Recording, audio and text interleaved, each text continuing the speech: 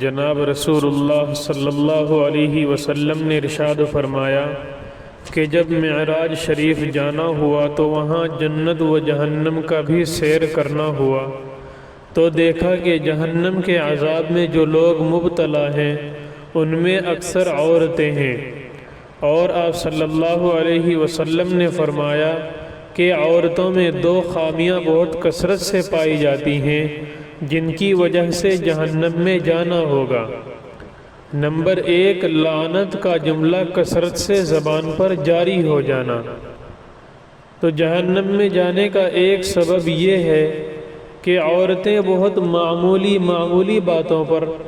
زبان سے لعنت کا جملہ نکالا کرتی ہیں۔ مثلا دودھ پیتے بچے سے بھی اگر کوئی بات مزاج کے خلاف صادر ہو جائے تو اس سے بھی کہہ دیتی ہیں کہ تو مرتا کیوں نہیں۔ اور جملہ لعنت کا حال یہ ہے کہ زبان سے نکلنے کے بعد وہ کبھی بیکار نہیں جاتا بلکہ ضرور اپنا اثر دکھلا دیتا ہے جس پر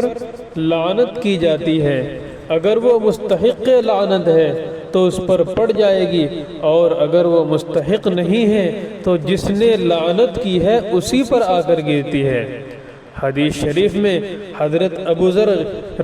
غفاری رضی اللہ عنہ فرماتے ہیں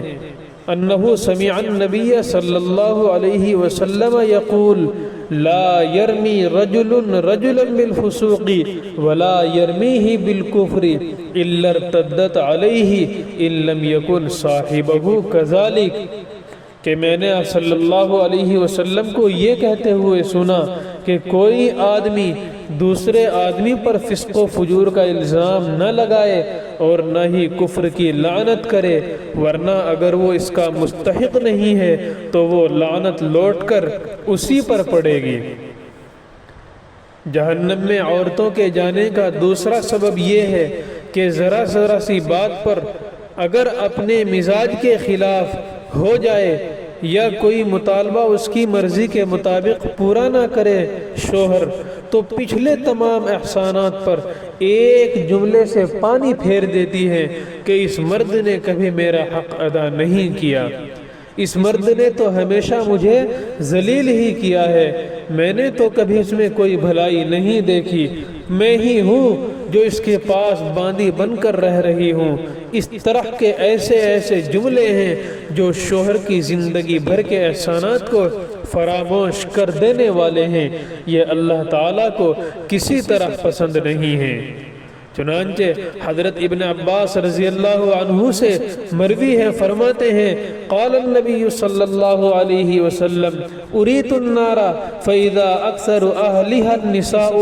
یکفرن العشیر ویکفرن الاحسان ولو احسنت الى احداهن الدہر ثم رأت منك شيئا قالت ما رأيت منك خيرا قط۔